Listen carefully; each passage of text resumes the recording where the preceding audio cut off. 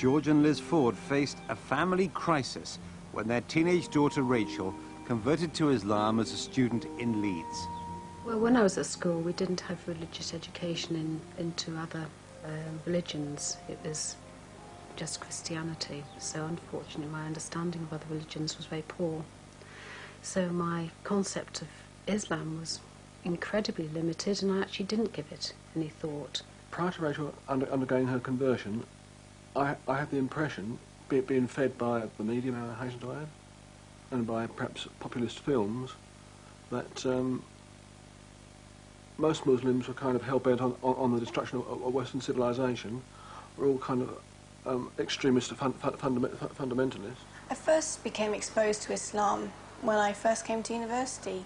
Back at home in my village, there really aren't any Muslims at all. When I came to Leeds, obviously there was quite a few, and I was very curious. I think at the end of the day, I basically just wanted answers as to why we were here, what was our purpose. I was just curious, you know, it's a new ways of thinking of things. I think my reactions were shock, horror, disbelief. Was it a fad of Rachel's? Was she going to get over it? What will our friends think about it? I sent her emails saying that this has been a great blow and a great shock to the family, Rachel. How are we going to cope with it? What have we done wrong? Why have you rejected our ideals, our religion, our dress code, our personal code, all out the window? Why? What have we done that's so wrong? I just emailed him back and I said, it's not like I've come home and said I'm gay or I'm taking drugs or anything like that. And I'm not going to do that either. I'm not going to come home and say these things. When she started to cover herself from head to toe in reams of cloth and wouldn't have a hair showing, and basically it seemed to me she didn't care what she looked like. If I was to take the hijab off tomorrow and walk out in the street with my hair loose, my mother would be dancing in the street. She'd be very happy. She doesn't want me to hide.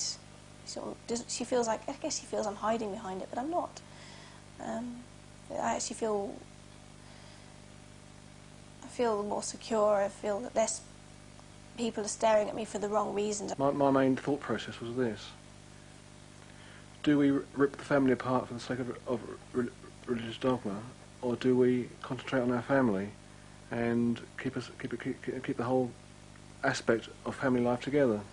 We formed the point of view that the best line of action was to take was that we loved our daughter so much that we were prepared to not lose her and to accept her standpoint and her religious beliefs. When we go and see Rachel at university, it does seem strange. They know her as Latifa. They don't know her as Rachel.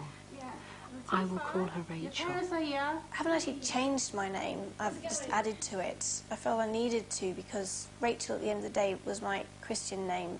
It was a name that was given to me on the day that I was christened. I'm not a Christian anymore. But while her family has come round, it's been a different story with their wider social circle. Local friends were very much against the situation on a covert basis rather than an overt basis, giving grimaces, frowns, a kind of vibe of disbelief. Colleagues, we are, I believe, locally respected people. They were very polite, but they were polite for our benefit and not for the benefit of Rachel.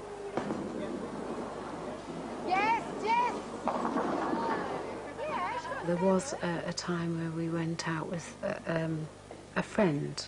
I know a friend who, unfortunately, I won't class as a friend now. And she was certainly plied with alcohol, even though Rachel, as a Muslim, of course, does not drink, and she will not drink. And she asked for a Coke, and it had something else in it. Definitely has something else in it. Things that have bothered me have been reaction of people that I do care about if they have been against it. When there was a family event a while back where I did feel that I was snubbed. I felt that my family was neglected as well because of me and what I had done. Frankly, this has now given me a very great insight into how minorities must feel. I've never been a minority. I've always been a majority, and to be on the other side of the fence has been a very cursory experience for me.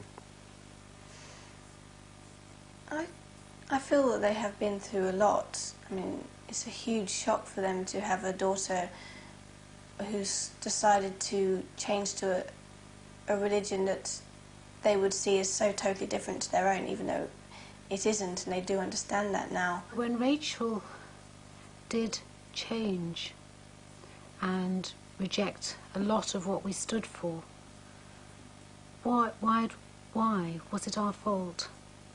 Was it our fault? Well, now I can say no, it's not, because we did do our best. We're only human beings.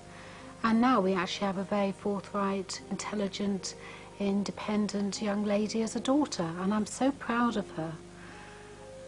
But I can say that today, but probably last year, the year before, I would have been saying different things.